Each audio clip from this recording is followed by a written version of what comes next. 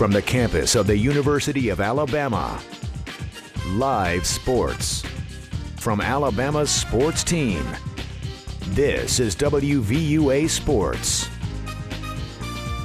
Welcome into sports, everybody. I'm Scott Braswell. Gary Harris has the evening off.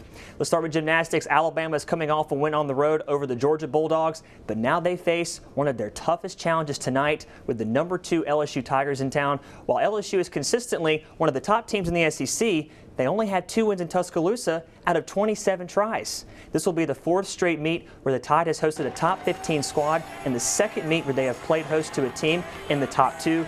Bama comes into this meet having posted 3 consecutive 197.3 plus scores. Head coach Dana Duckworth says her team will have their hands full tonight.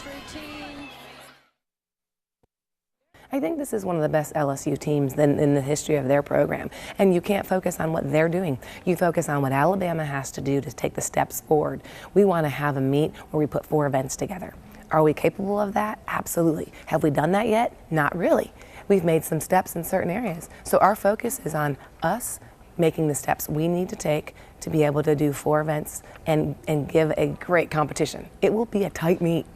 It will come down to the wire. Class 1A Boys State Championship, Sacred Heart versus Sunshine. Sunshine's Herbert Jones passes to Walter Jones, who sinks the tray. That cuts Sacred Heart's lead to 3, but the Tigers weren't done just yet. Keontae Edwards goes in for the layup to give Sunshine a 3-point lead going into the 4th period. They're pumped up, trying to get that championship. Under a minute to play, Sunshine up 2, but Sacred Heart on the move. Deontay Wood misses the layup, but Kevion Nolan there to put it back. That would tie it at 52 all. And here comes Sunshine. 14 seconds left. Herbert Jones wide open with the layup and the 2-point lead. But Sunshine would make a vital mistake. A foul with 3 seconds left. And Sacred Heart makes both free throws, and we go to overtime. Sacred Heart, here's Kavari Ross. Almost loses the ball, but makes a great play and gets it to go for 2. But Sunshine never giving up. Lucky Travis gets the layup, but ultimately Sunshine's luck runs out. And this one, they lose their final game in their history, 70-65. After the game, Coach Jones talked about what he wanted his team to learn from the experience. They've accomplished a lot, and I'm proud of them. I know they're hurting right now, but one of the things that I told them, I don't want this to be the highlight of their life. Even if we would have won the state championship, I want them to.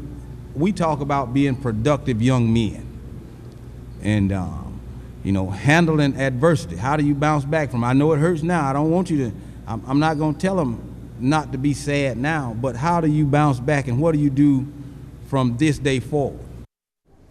Let's stay with basketball. Alabama is still in the midst of a tough fight to make the NCAA tournament. Tomorrow they take on the Vanderbilt Commodores in Nashville. The last time these two teams met, it was a barn burner going back and forth, but Vandy would ultimately pull away in the final minutes thanks to a 15-5 run by the Doors and 20 points from Damian Jones. You just saw him there. Head coach Anthony Grant says his team will have to do a better job on defense this time around.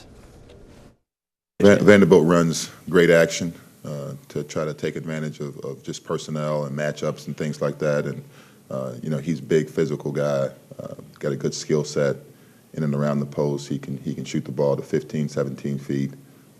His teammates do a good job of putting him in position. Anytime you've got, his ability to score inside with the shooting that they have, it stretches your defense a little bit.